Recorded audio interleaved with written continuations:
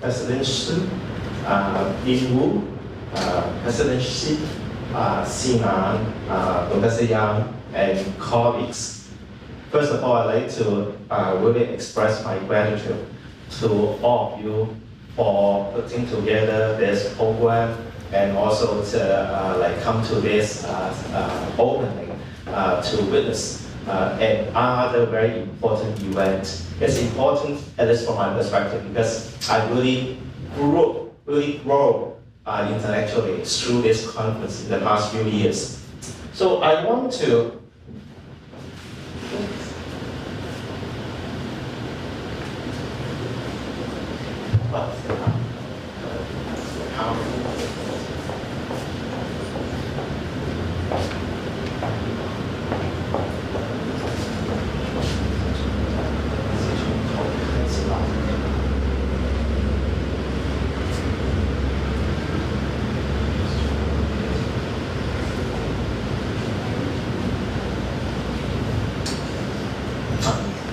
So there was a mistake on my part to start the PowerPoint on the last page. But nonetheless, okay, what I'd like to do is to really thank you for coming to this opening to witness this very important moment in my academic life, because I really grew up through participating in the activity of this conference.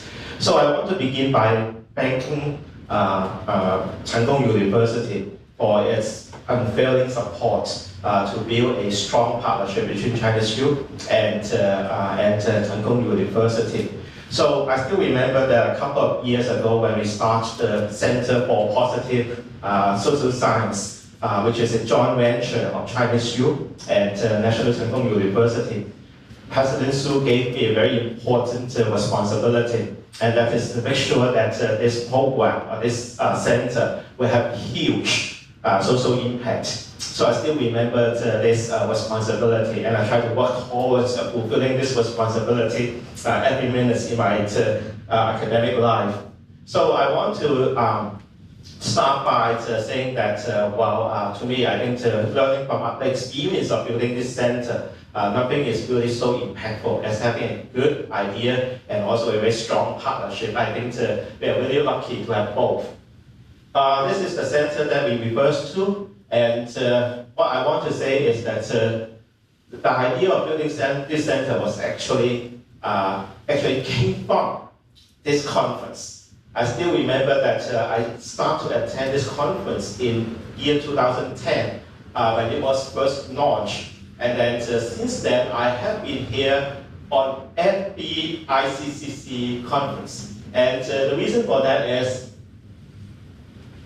through this conference, I have the opportunity to learn from our colleagues at Chengkong University on a number of very exciting topics like inspiration, integrated research, creativity, and innovation, mnemonic well-being, and social innovation. And then this year, when I received the invitation from Sinan for another opportunity to learn from this conference, I started to build links among them and then try to come up with a case that would illustrate how all this idea can actually come together to build an important and impactful project. And we call this project Positive Education because it is really, I would say, it's a spin-off from positive social science. So if you look at innovation cluster, okay, what is an education cluster? It consists of at least 4 components: R&D, research and development, funders, schools, and policymakers to really create a very effective program for education innovation. And in the last few years, actually last few months, okay, we have been working together with our colleagues in Chengkong University and in Hong Kong to get funding from several funders, including the Hong Kong Jockey Cup and Beishan Tang. And right now, I think we have already secured 4 million Hong Kong dollars funding for this project. And at the end of this week, I hope we'll get some good news from the Hong Kong Jockey Cup to get another funding of $40 million to support this program. And I talked to Sinan yesterday, and he said he will also try to get funding from Taiwan to support this initiative.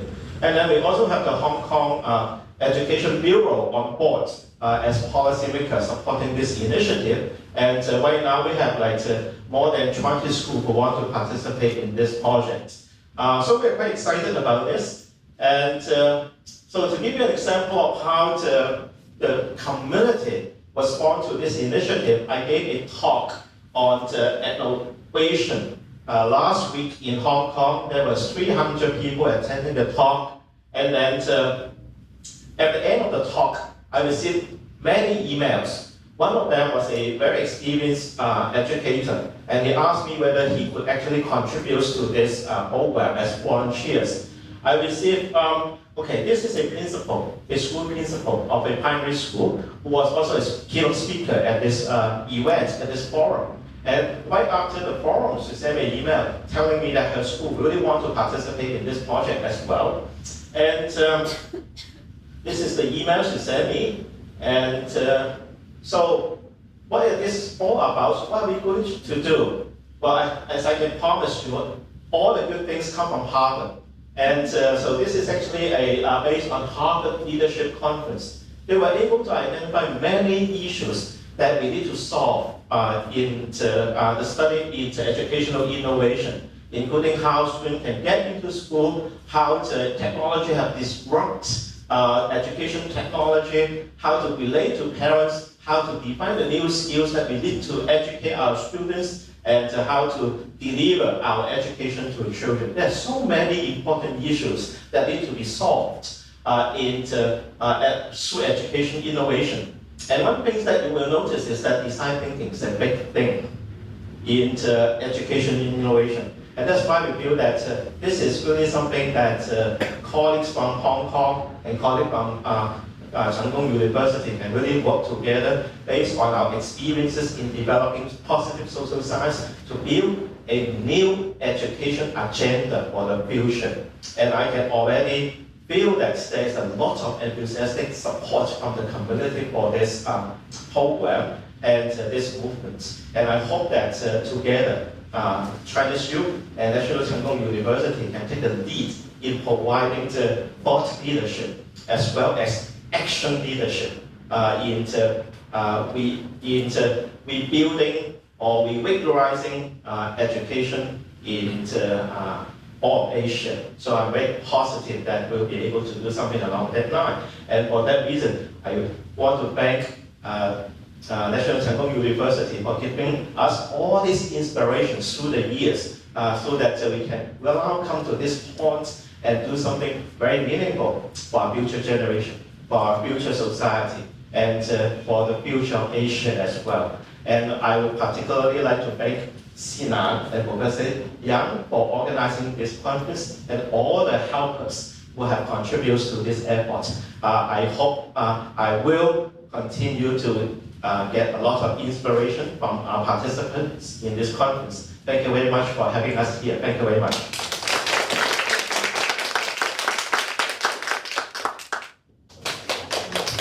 Okay.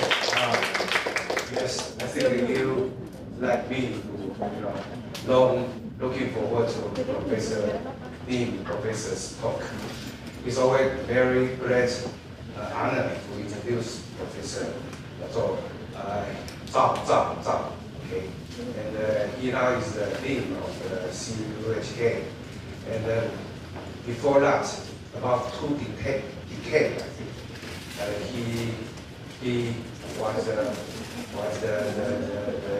department chair of the psychology at Hong Kong University after he received a PhD from the University of Columbia. And because his achievement in the research of the culture and psychology, so he and his wife Lee were invited to the YUE, which is the most important institute of studying the culture and psychology.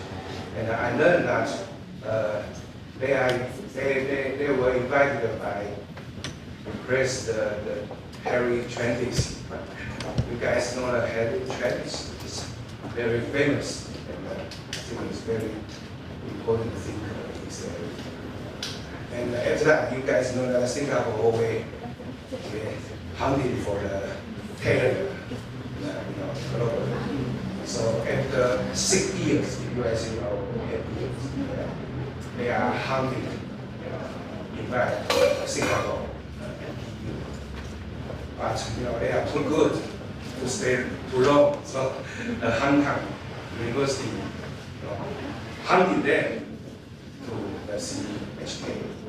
And CY and YUE, I would like to say that they are the one of the most top 5 scholars in culture and psychology.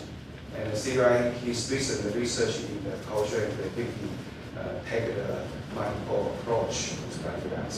So today he will bring us another new look about education and social innovation. Let's give a warm welcome to Dean Professor.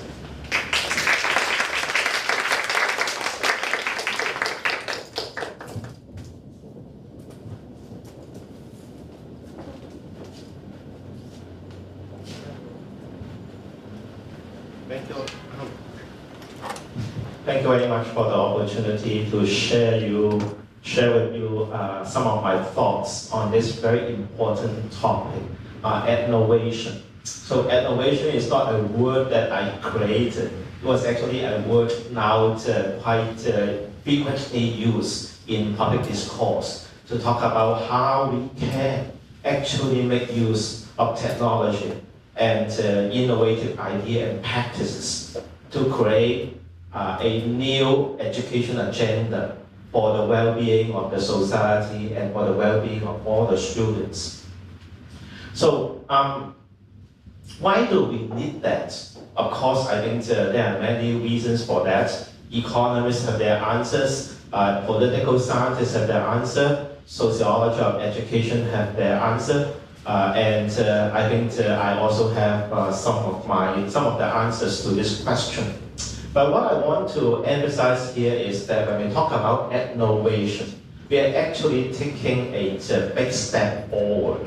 Because in the old days, when we talk about education innovation, immediately you think about School of Education, Faculty of Education, or College of Education. We feel that they are the drivers of education innovations.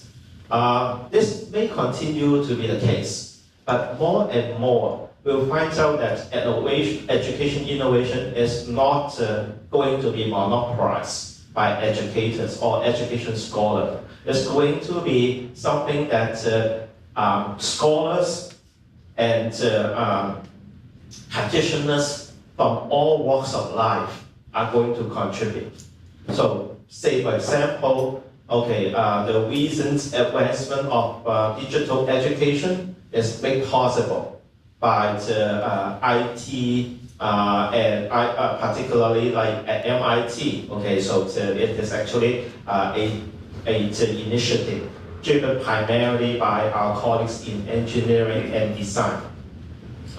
So what I want to say is that innovation is not going to be something that belongs to the School of Education only. It's going to be something that will be collectively owned by all scholars and practitioners who are really passionate about educating a new generation of young people and giving them a more nourishing, more nurturing environments for their development. So this is something we are going to own collectively, not by just a subset of scholars in education.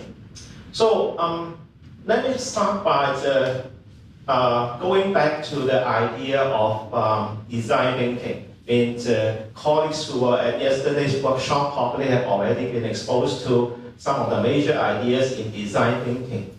And when we talk about innovation, as I mentioned in the opening remarks just now, design thinking is going to play a very important part in innovation.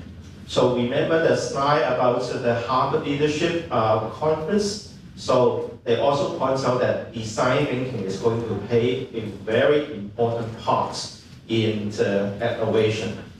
So let me start by the first step or first stage in design thinking, enterprise. Why do we feel that we could actually make a contribution, significant contribution to innovation or to the well-being of the students and the societies through innovation? These are some of the images that you would get from the internet nowadays. Okay, students are asking for help, and they feel helpless and highly frustrated with their learning experiences. And if you look at the statistics in Hong Kong, it is really scary. Now, in the year 2016, a report came out from a medical profession saying that about 1 out of 4 students in Hong Kong have thought about committing suicide or hurting themselves through self-inflicted harm. So that is really serious.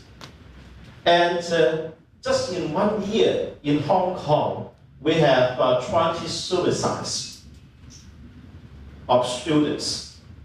This is quite alarming. And I would have to say the Chinese CHIU contribute quite substantially to these statistics. Quite a few students from the Chinese University of Hong Kong also committed suicide in this year. And the trend is not limited to Hong Kong. In fact, all over the world, particularly in developed countries, in Europe, in North America, we already see what has been referred to as the mental health crisis among students. And we are looking for solutions to these problems. So that is evident. So how do we understand why this is happening? How are we going to define this problem? That will be the second step in design thinking.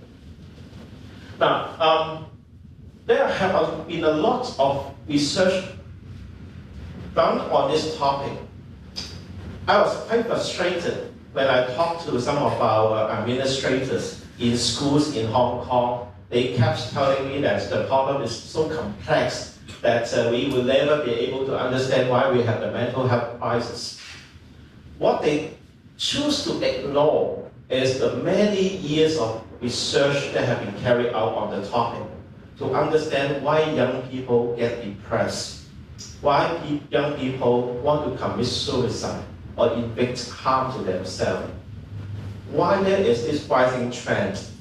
If you want to have a quick review, there is an article in Psychology Today published in year 2014, which summarized some of the possible causes contributing to increasing mental health problems all around the world. And, among the causes that have been identified, I point out 5 of them here. This is also summarized in the article in Psychology Today. So the first reason is a failing education or socialization system. Why is it a failing system? Well, when we think about education, what do we want to do through education? Nurturing talents, nurturing ideas, trying to give young people a nourishing environment for them to grow and excel. That is the original purpose of education. At least in Hong Kong, somehow attention has been drawn away from this original intent of education to assessment. We are so concerned about assessing the talents and ability and achievement of our students. We believe that unless we have a very accurate assessment of students' performance and potentials, we will not be able to educate them. That is a misguided belief. And the result of this is that schools are more concerned about assessment than education. And students are constantly put under the pressure of showing themselves or proving themselves to the teachers, to their parents, to the schools, and to the education ministry. And this pressure to prove themselves to these external bodies create a lot of pressure on the students.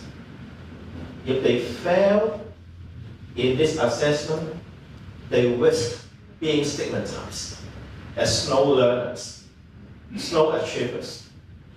And that turned out to be one of the major contributors to mental health crisis among the children. Now the second one is intense academic pressure to succeed. When I was in Singapore, I learned a very popular saying in Singapore among the college students and also the secondary students. That famous saying is, if you are not the best, you are just one of the best. And who can be the best? Only one out of many. Who will succeed? Only one of many. Right? And so, what we are doing in this emphasis, in putting emphasis on success, if we inevitably will create many, many failures in the system. So that is another factor contributing to the problem we are seeing today. The third one is the misguided self-esteem movements. Actually, Professor Hong and I, together with Carol Drake, have written a paper almost 20 years ago on this topic. Today, I think we are so concerned about protecting students' self-esteem that we hesitate or we are reluctant to give accurate feedback to students. And without accurate feedback, students do not know how to self-improve. And if they do not know how to self-improve, they are unlikely to be able to master challenging tasks and gain experience of real success in life. Okay? In fact, the studies that, many studies that my former student, Yang Hong Kim, who is now a chair professor at Yonsei University in South Korea, show that if we are willing and prepared to provide accurate feedback to students, they end up being happier. They also end up being more competent in learning. If we keep telling them that, oh, okay, you got only 60% in a test, you still pass, that is okay. You help them with the self-esteem, you protect the self-esteem, but you are not encouraging them to develop the competence that they need to face challenges. Now, of course, we are not saying that you should be very harsh and critical on the students. You give them accurate feedback, and at the same time, try to mobilize effective efforts on the part of the children so that they would actually learn to become competent and be able to overcome challenges and frustration. And then there is this rise of this narcissism. We are creating a generation B in which children are just thinking about themselves and not be able to connect to others in a very constructive and meaningful way. There are too many competition among children, among our students, and there are not too much mutual support given to each other. The next one is actually the most, I would say, frightening. It's called existential confusion among the younger generation. They have experienced existential confusion. They are unclear about what the meaning of life is. Many of them actually feel that life is meaningless. Now, this is a study, the data from a study published by former colleague Ed Diener, who is known to be, also known as father of happiness. Okay, happiness study. And collaborator is also a current colleague of mine, CHIU. They collect data from different countries and regions in the world on purpose in life. They just ask these questions. Do people in these regions feel that life is meaningful? Life is purposeful? And here, what you see is the percentage or the proportion of the population in each of these regions who will tell you that life is meaningful.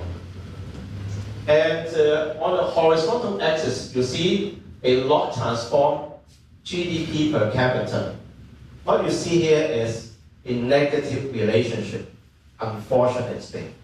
And that is, the richer a region is, the more affluent a region is, fewer people in that region or countries report having meaning in life. The worst region is Hong Kong. Hong Kong has the lowest proportion of the population who will say life is meaningful. Life has a meaning. About 60% of them, or 66% of them, will say that life is meaningful. That means in Hong Kong, 1 out of 3 persons will tell you that life is meaningless. That is very serious. I still remember that at the beginning of last year, I presented this data to a public health at a public health conference. And I told them that if you see this data, you will expect or predict that in the coming year, a lot of, there will be many cases of depression and many cases of suicide. This prediction turned out to be accurate, but that is also quite depressing to me.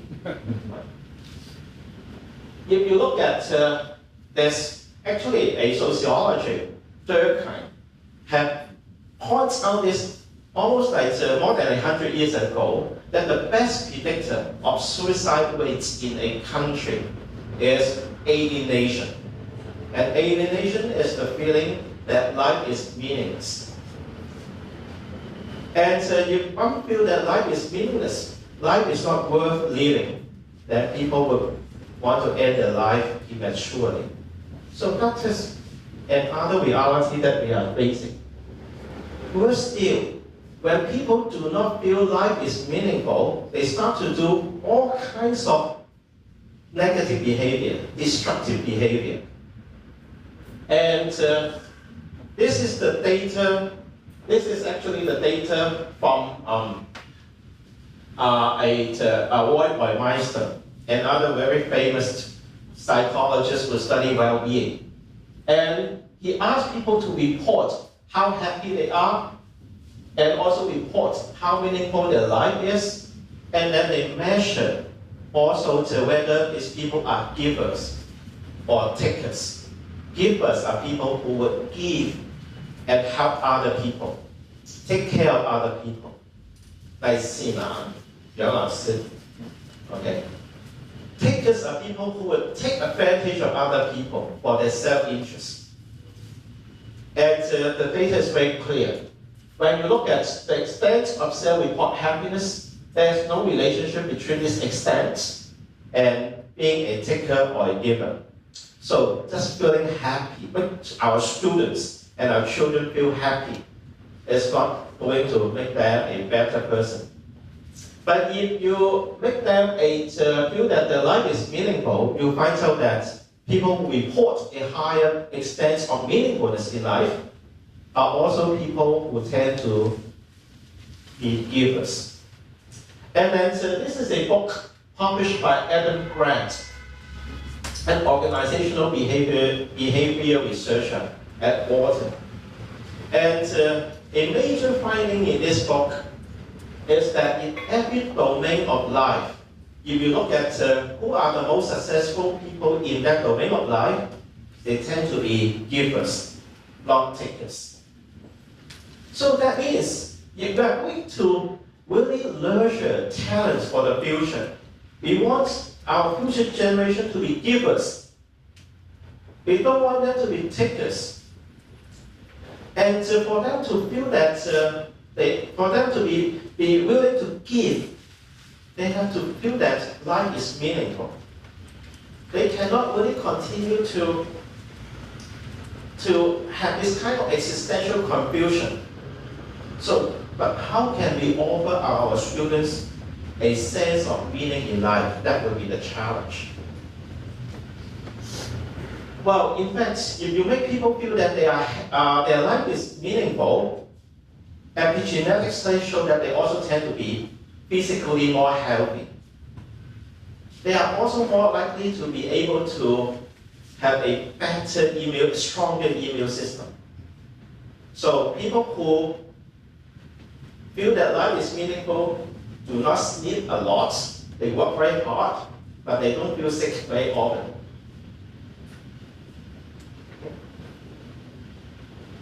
Now, we recognize that now, at least in Asia, a lot of young people do not feel that life is meaningful. And they start to engage in all kinds of dishonest behavior, antisocial behavior, aggressive behavior. And educators and parents are really concerned. So they start to feel that we need to do something about it. And I was at I often have time, or I have actually quite a lot of opportunity to talk to some of the major leaders in the Hong Kong society, and they all concern this. They all express this concern about the morality of the young people. They feel that they need to do something about it. And what I would do in response to those comments is ask them to listen to this song, which is the theme song of a Stephen Chow movie, Journey to the West Seal. And in this song, you'll find out that, well, these are the sentiments expressed by the older generation, by the establishment in the society. Children are getting worse and worse in their morality, and they need to really learn to be better children. The reason why I want my senior colleagues to listen to this song is because this song was actually the curse sung by Hong Samzong, Hong Zheng, to control the stone monkey when he misbehaves. So when monk Tang recite this song or sing this song, the stone monkey will feel a lot of habit. And at the end of the day, he may comply unwillingly and then harbor a lot of hatred towards the master. This is not what we want to do. This is not the solution to the problem. This will just create even more problems between the generations. So we need new solution. Okay? So, ideation, what do we do? And again, what we can do is we can actually consult the research literature to find solution to this problem. And this is the project that we have proposed. It's called Project PAIR. PAIR is the acronym for Positive Education, Application, and Research. And it has a subtitle called Mobilizing Effective Striving for Self-Direction, Achievement, Growth, and Empowerment. It's a long subtitle, but the acronym is MESSAGE. There is a message there. So what is the message? Of course, we would like to continue to play with the image of a pair. So we took a poem from Shen Shen, and the poem said, the lottery storms through stepping straw like grass, snow begins to drift in the hunt skies in August. It is all as sudden as the arrival of spring breezes overnight. At once snow falls like when thousands and thousands of pear trees blossom and thrive. So the mission of Project Pear is summarized in this sentence. May the wintry snow turn into a spring thistle, and the pear trees be in blossom, flourishing in nourishing soil. That is the mission of Project Pear. So basically, we recognize that we face many challenges in the education of our young people, but we hope that we can actually create a nourishing environment for our young people to flourish. So that is the advertising slogan. This is the substance. This substance is based on the works that Professor Carol Dweck at Stanford, who happened to be Professor Hong and my mentor when we studied at Columbia. And actually, many of the works that we applied in Project Pear were based on our early research on the effects of mindset. The modern works like this focus on growth mindset versus the performance mindset, the assessment mindset. What is the growth mindset? The growth mindset is the belief that you can grow. Your ability, your morality, your personality, your creativity can develop. It is not a fixed entity. This is not something that is given to you when you were born. It is something that you can develop. This is the growth mindset. Now, this is a very simple idea, but it's a very powerful idea. Imagine that our children believe that they have a fixed amount of intelligence given to them at the time when they were born. What would happen? If they encounter a failure in academic pursuits, they would infer that I failed because I don't have the ability, I don't have the intelligence to learn this. And if they also believe that the level of intelligence is fixed and cannot be changed, what will they do? Give up. Right? Now, on the other hand, if we make them believe that intelligence is something that can be cultivated, that can grow, then what will happen when they encounter failure? They will feel that they have hope. They have hope. And if they have hope, they will be motivated to improve on themselves. And then they would increase in the level of competence later. They will have a learning goal. They would be motivated to learn and self-improve. And here is a major component: mobilize effective efforts. And that is something that, as educators, we need to do.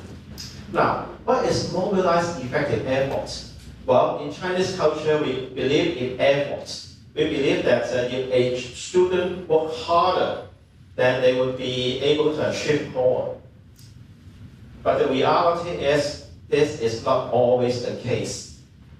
If you work very hard using ineffective strategy, you are going to get even more frustrated than if you don't try. Right? So, in Project Pear, what we want to emphasize is that we do not just encourage our students to work harder. We engage them in effective efforts, meaning that we engage them in a strategy that will help them solve the problem and be able to learn something new. And through engaging in effective efforts, they will be able to solve problems that they did not solve before. And the experience of being able to solve something that they cannot solve before actually increase the sense of achievement. And it is not an empty sense of achievement. It is achievement based on one's ability to solve problems that one could not solve before. That is the key. So mobilizing effective striving is a key concept here. And that if we can do this, research shows that students would demonstrate the positive process outcomes, like positive emotion, higher level of engagement, better relationship with their co-learners, finding meaning in what they are doing, and also having a sense of accomplishment. So those are the process outcomes. But there will also be substantive outcome, right? They will actually become smarter and more competent. They will have stronger willpower or resilience. They will grow in personal maturity, they will have better social skills, they will have like higher level of moral commitments, higher level of social behaviors, and also they may even experience self-transcendency. So this outcome will then reinforce the growth mindset, the learning goal, and the intention or the efforts in constructive problem solving, creating a very beneficial circle. So, and this is what makes this more program sustainable. Now, I want to return to the notion of existential confusion and talk about how do people develop a sense of meaning in life. So why do people feel that life is meaningful? From what we know from research, the key concept is self-extension. Self-extension. What is self-extension? We all have a self-concept. So we know who we are. We have an understanding of who we are, and that is our self-concept. And everybody's self-concept has a boundary. And if you can extend the boundary of your self-concept, you will also experience meaning in life. That is a very simple idea. And this idea is not only something that we have discovered in psychology research, psychological research, it is also a key idea in all the major religions in the world, including Confucianism. Okay, now let me give you two possible ways to self-extend. One is what we call capability extension.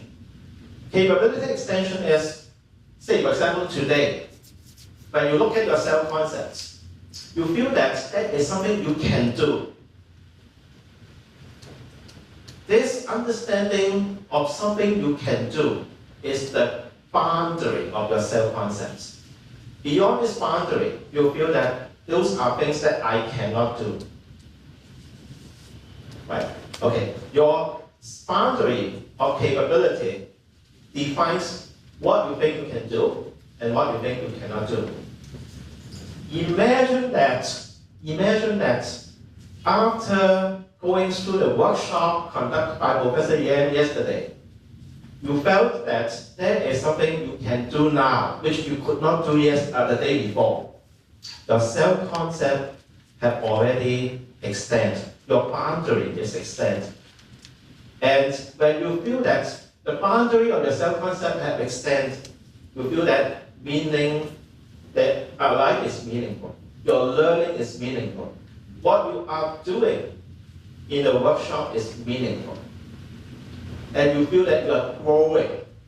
You are not stagnant. So that is one example. Another example is connectedness extension. When we think about ourselves, when we have our self-concept, we also have a boundary of who will be included in my definition of myself. So who will be included? Of course, myself. Maybe my parents. Maybe my wife. Maybe my good friends. But there are also somebody who will be excluded by your self-concept. They're outside the boundary of your self-concept. So they could be strangers. They could be people that you only know casually. But if you can extend the boundary of your self-concept to include those other people in your self-concept, you feel more connected. And that is also an experience of extension of your self-concept. And that also contributes to your sense of meaning in life. Imagine that now your self-concept also included strangers. Imagine now your self-concept also includes animals. Imagine now your self-concept also includes people from all over the world. Imagine now that your self-concept also includes the environment. Your self-concept is extending. And when you start to extend your self-concept, you also find life is meaningful. Life is worth living. So that is the idea, simple idea. And this idea also rests on the assumption that we believe that we can grow. If you don't believe that you can grow, you believe that you have a fixed level of ability, less level of connectedness, then you're not going to experience all this. And in school, what we need to do is to create opportunity for such self-extension opportunity. This is the intervention framework in the project pair. So what we would do is we would, in education activity, set challenging goals and mobilize effective striving, provide accurate feedback, and motivate constructive remedial efforts. So that we start from there. We start from challenging our students, but at the same time engage them in effective striving, give them accurate feedback, and then motivate them to take constructive remedial efforts. So through this step, students would experience success in attaining the valued learning and social goals, and this would give them a sense of achievement and experience growth in ability and social connectedness, their self-concept boundary extended, and that they will be able to find meaning in or purpose in learning and life, and finally they will become self-motivated learners. They will feel empowered. So if you take the acronym of these steps, it's MESSAGE, message. So that is the intervention framework. And you can apply it in almost like any learning activities. Now, if we are really serious about implementing this in school and make it part of our culture of education, you cannot just talk about it. You cannot just teach it. You have to live it. You have to embed it in our environment. So what that means is we need to work together. And how do we work together? Well, of course, educators will say we need to design school-based learning activity and assessment and feedback that will reinforce the growth mindsets. But that is only one of it. Another component of it is how to make people in the system use the language of positive education. How to embed it in the school environments. And if we do this, actually we need technology. We need architects to tell us how to build a school environment. We need social scientists to tell us how to create an environment so that people can naturally speak the language of positive education. It is not the job of one profession. It's the job of many practitioners and scholars across a wide range of disciplines. And it is only through this collaboration that we'll be able to make a long-lasting impact. Now, we go to prototype and test, okay? Well, some people have already started building prototype of this and try to implement this concept in some schools. The person who is most active in this endeavor is Professor Martin Salomon at UPenn. So he designed this Penn Resilience program, which was based largely on the principles that I mentioned. And then these are the results. So there are already 19 control studies in which this concept have been tested and tried out in schools. And the outcome have been outcome measures have been collected and compared with similar outcome measures in control schools. what is remarkable is when you look at the beginning of the program at the P-measure, the control school and the experimental school did not differ.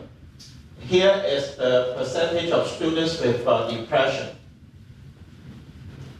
And after the program had been implemented for 1 year, okay, what you see is that students in the experimental group who experience positive education show an improvement in depression. Fewer students actually report depression. But then in the control school, more students report having depression. So school is actually the place where depression can start to spread among students. And what you can see here is that this effect is quite long-lasting. Even years after the implementation of the program, students in the experimental group still experience better mental health. Now, if you just look at mental health outcomes, you'll feel that, okay, that's not surprising. But what's interesting is that the outcomes are not limited to just like emotional well-being. It also extends to learning strength, that is academic performance. It also extends to social behavior, like cooperation. This is learning strength, and this is cooperation among students. And in all studies, what is remarkable is that the effects continue even after the intervention program has stopped. That means the effect is sustainable across time. That is what we want. We don't want to be like people who go to school and continues to provide the support to the school. We want to be able to build a culture in the school, an environment in the school that will support positive education. And the effect will be long-lasting. Even after we lapse, even after the intervention program has stopped, the effect will still be there, benefiting the students. Now, I want to talk a little bit about what the project here will do. Are we going to just replicate the Pennsylvania Resilience Program? The answer is no, because the program needs to be adapted for local environments. And that is what we want to do in Hong Kong and hopefully in Taiwan. Now, if you look at the differences in the learning context in Asia and in North America, you find several major differences. One major difference is what we call stigmatization of effort. Stigmatization of effort is something like you are expected to work hard. If you are not working hard, then you fall short of the expectation of your teachers and parents. Okay? So in Asian culture, well, there is no problems about having to put more emphasis on efforts. We believe in efforts. But we believe that not being diligent is not fulfilling your responsibility. So that means effort or working hard is not something that you will enjoy.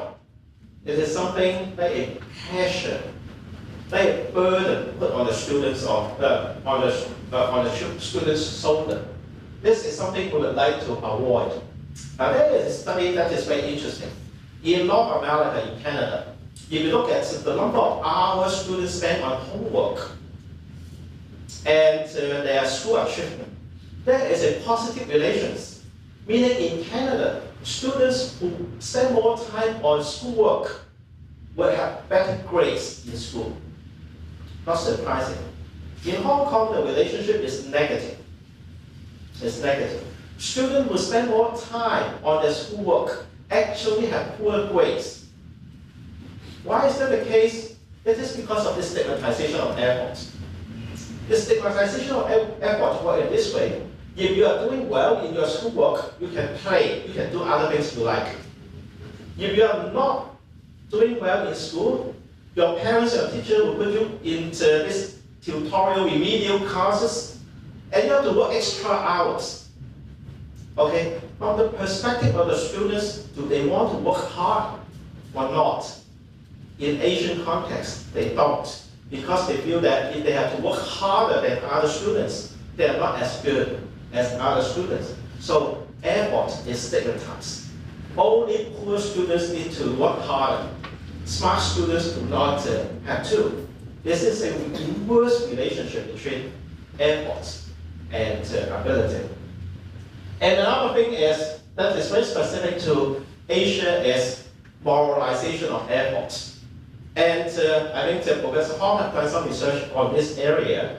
And the idea is in Asia, we tend to believe that if you don't work hard enough to do well in school, then you are not meeting the expectation of your parents, you are not meeting the expectation of the teachers, then you should feel guilty or shameful for what you do. So again, this kind of moralization of effort also put pressure on the students. They feel that they have to work hard, they have to work hard, they have to work hard. And they're willing to work hard in order to avoid the shame feeling or the guilt feeling.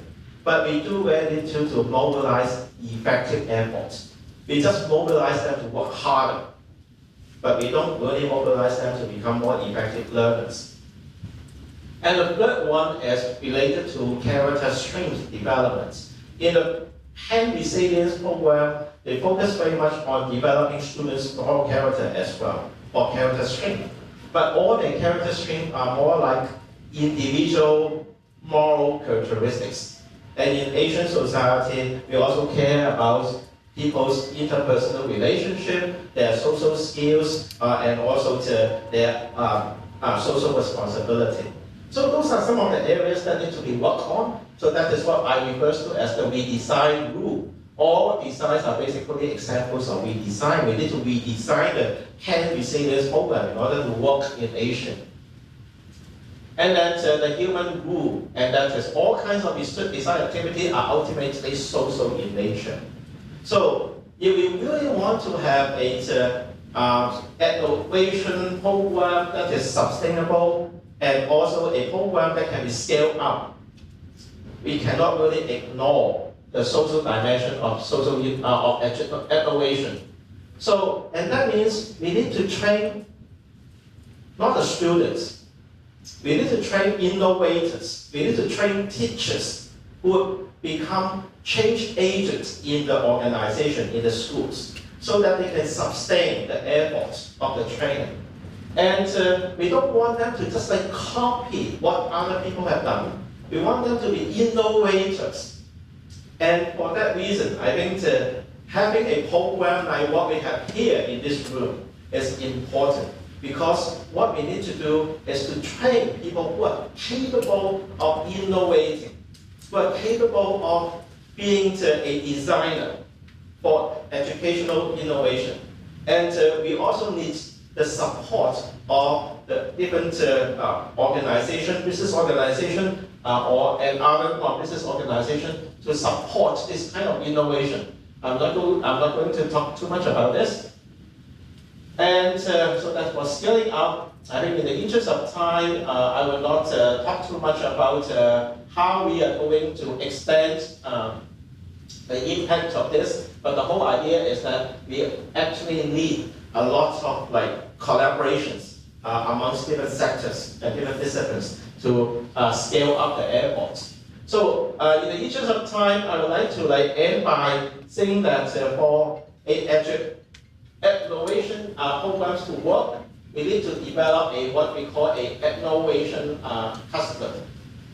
And the cluster typically consists of 4 components: R&D, funders, schools, and policymakers. And for project pair, I think I mentioned earlier, we already have 6 partner schools and 2 resource schools. The resource schools are schools that have already have a strong track record in this area. The partner school, a new school, who want to try this out. And we already have the commitment of these 8 schools. And for the policymakers, we already have the buy-in from the Hong Kong Education Bureau. They are strongly behind this program, and they also feel that if we are going to have some positive outcomes, they would want to make use some of our findings to reformulate the education policy in Hong Kong So who are going to do the R&D? The people here. Okay, so for example, Sinan, Professor Yang is interested in, and our colleagues from the Center for Positive Social Science at CHIU, and the invitation is open. Anybody here would like to contribute to this effort, please do let us know, and we'll be very happy to sign up for this. We certainly need a lot of expertise and advice from architects, because this is really an interdisciplinary design program rather than just an education design program. This is the project team for the R&D, and these are the funders, okay, the major funders for this project here. And as I mentioned, what they are going to do is they're going to put our proposals through the Board of Trustees at the end of next week, June the 29th, okay, 29th. And been given a lot of good positive hope that they would be willing to fund these projects. And we're talking about a budget of $45 million for this project. And the Hong Kong Jockey Club had also talked to me about the possibility of setting up an institute for education innovation in Hong Kong. I think we really need it in Asia, given all the problems that they are facing in education. What I can tell you is that you are probably doing much better than Hong Kong. Taiwan is a #1 destination for migration from Hong Kong. And the #1 reason for migration from Hong Kong is not political instability. It's not the real estate price, it's education. It's education. Education, finding a decent, good education in Hong Kong is the #1 reason why middle class in Hong Kong want to leave Hong Kong and go to another country. We are in serious trouble if we don't solve this problem. And it's not just about whether we can retain talents in Hong Kong. This is also about the well-being of our children, the future generation. We don't want them to be helpless and feel their life is meaningless. We want them to have a sense of achievement. For that reason, I think although today in this conference, the theme is on social innovation, I do feel that there is close connection between social innovation and educational innovation. And educational innovation is not the responsibility of people who are in the education sector. It is something every sector can contribute. I think I'll stop here. Thank you very much.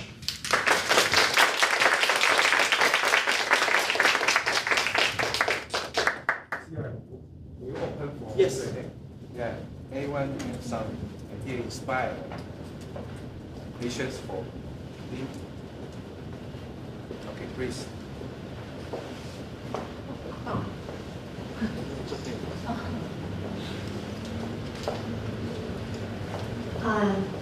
Professor, thank you for sharing this very interesting. I like that innovation. So, I guess I really like your concept of self-extension, and have you thought about maybe one way, or maybe another way to describe it? Or I would like to know basically how community and the idea of whole and community fit into self-extension, because people have been talking about, like Facebook just announced, that they're going to push Facebook groups because community is what is the most important, and then Thomas Friedman in his book just said, community is the eye of the hurricane for the future. So is that basically what you're saying, community? Because we are, I guess, and the other related point is that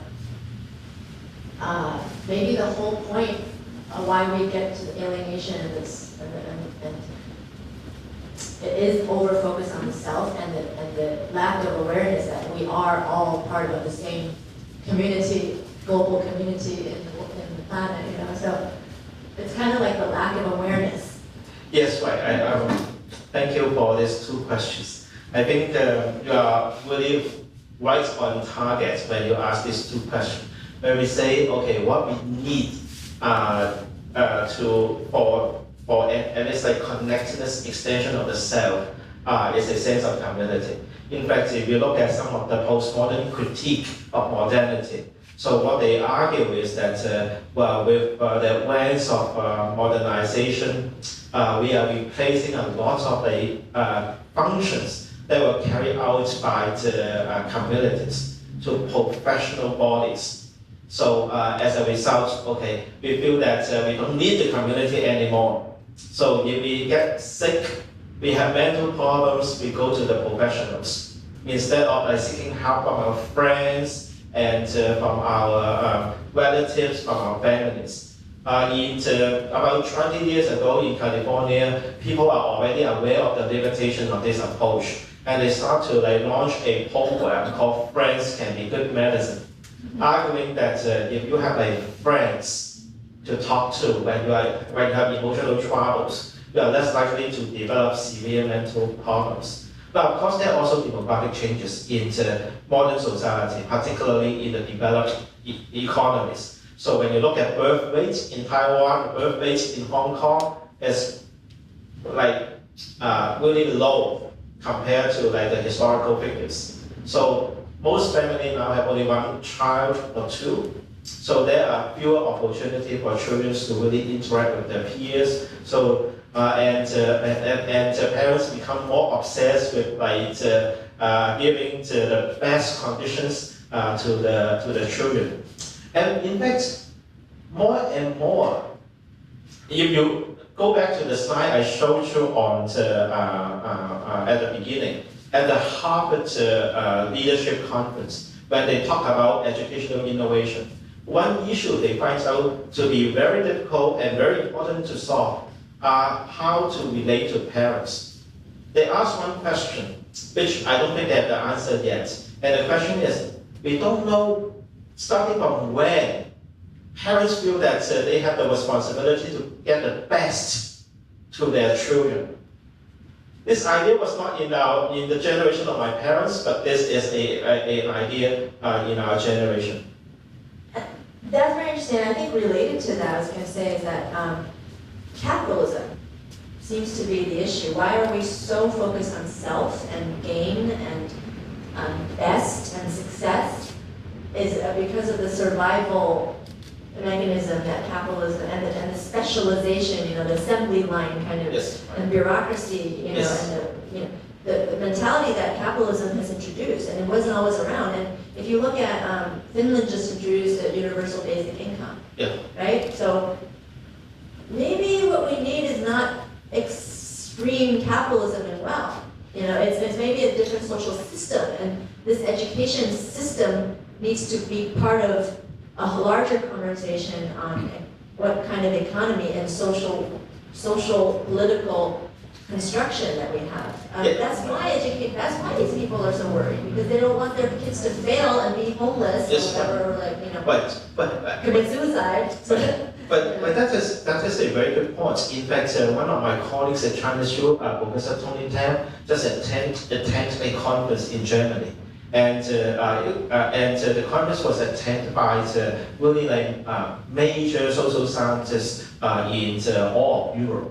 And the problem that they want to solve is what is next after neoliberalism. And already we are seeing the limitation of neoliberalism. But the question is, well, we see all this limitation, we see the rise of tribalism, the rise of localism in many developed countries. But the question is, what would be the next alternative? What would be a good alternative to neoliberalism? Is it Donald Trump, or could it be something else? And that is actually a problem that would engage all of us here. I think today we are already witnessing a lot of the limitation of neoliberalism, of unchecked, unregulated capitalism. And that I still remember that last night when Professor Neil was talking to my colleagues from Hong Kong, he made this point to I think Yuan, that in the future, we hope that the notion of economic development will not overtake the culture or will not dominate the culture in Taiwan. In fact, not developing as rapidly as we want could actually be something beneficial for humanity, for the citizens in Taiwan. So I think that conversation already points to a possible direction of our another important topic, I would say, in our discourses. We need to really reflect on whether or not the current model of economic development is the best. And of course, I think Northern Europe is already experimenting with different ideas of building a more inclusive economy, a more inclusive economic growth. I think that is something we need to work on, but that is also a big challenge for all of us here. May I take a chance to share some idea? And maybe it's not direct responses to your innovation. Yes, but now there are lots of the institute. I mean, the worldwide institute try to create the indicator of the well-being. Right? Like the Bhutan, they have the GNH. So, we have to do some review and analyze that well-being actually include, the hedonic well-being and the eudaimonic well-being. That's the well-being for me, which is very relevant to what CHIU had mentioned. His talk had more focus on the education innovation. And I want to say that our analysis, actually, there are two components which are very significant, relevant to the eudaimonic well-being. That's the well-being of meaning. One is self-extension, which CHIU has, declared that. And then the other would be the pro-social behaviors, sense of belongingness. How is that different? It's the same thing. Yeah. So I think that's I think your idea is quite good and quite, remind. I think there is no conflict actually, right? Yeah. So both. Yeah, both. I think. Sorry. I don't think we can hear you through I think it's like they say 那叫什么物极必反, right? So it's like maybe in the past, in traditional days, traditional communities, there was no sense of self, and you couldn't do anything. You were ostracized from the community if you didn't do something exactly like what the community said, right? So then it developed toward an extreme selfhood where it's all about the self, and then now we reach like alienation. Now we have to come back to somewhere in the middle where it's like you have a sense of self, you also have a sense of community, and it has to be balanced. It's both, And so I think Eastern and Western, whatever, it's both, right? So I think Northern European countries like Sweden and Finland, I think is that the only way, and they have their own problems, and it's not that simple, but they have a good model for self-sufficiency within a communal sense. That's right. Taking care of all their members. Any other question? Yeah, please.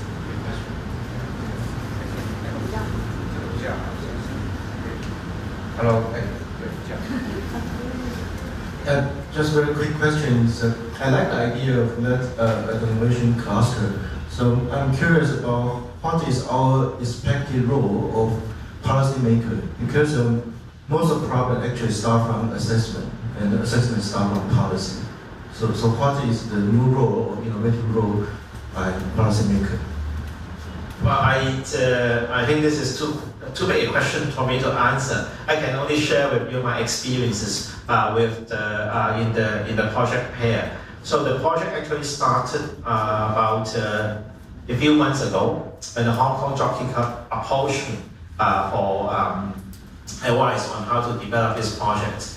And in the Hong Kong context, if we want to do something in schools, first of all, we have to get permission from the Education Bureau.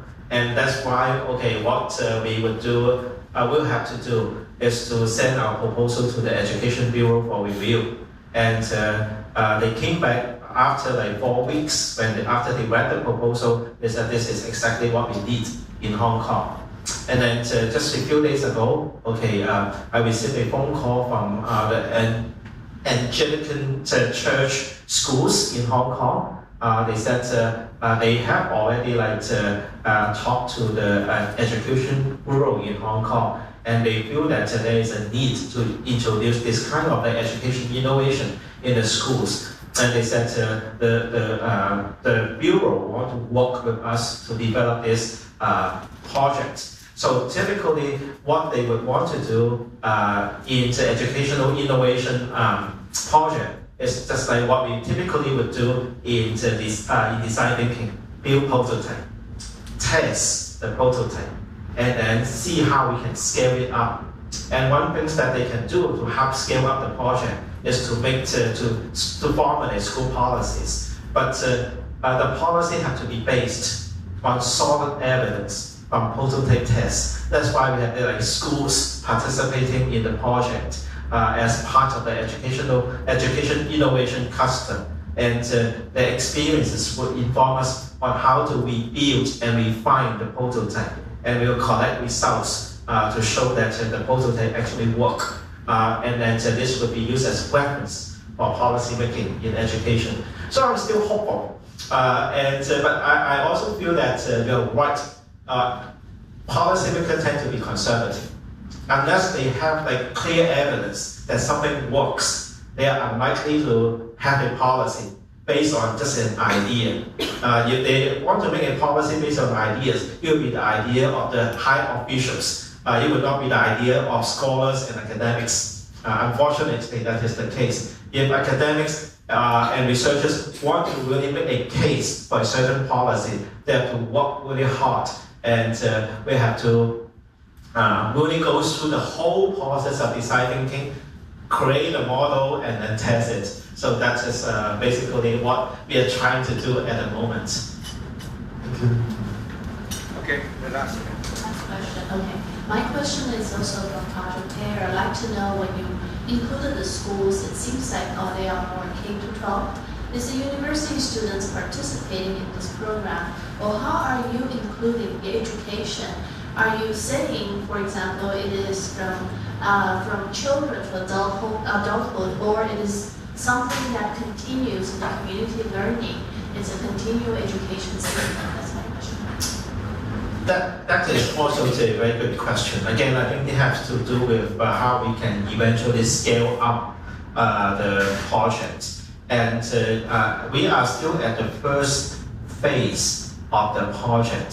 So we are building prototypes, and we start from the schools that are very willing and very prepared to engage in the project. And they happen to be 3 schools, 3 primary schools, and also 3 secondary schools. And actually, more than 2 dozen schools approached us and said they want to participate in the project.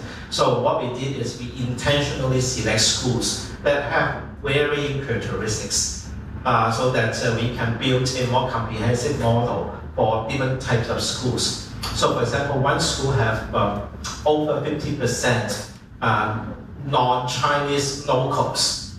Okay, so it's very multicultural. The students can speak Cantonese because they were born in Hong Kong, but their parents came from countries in South Asia, and they speak different languages at home as well. So this is one school, and there is another school that have a recent student suicide case. There is a school with very low, over 50% of the students are on welfare.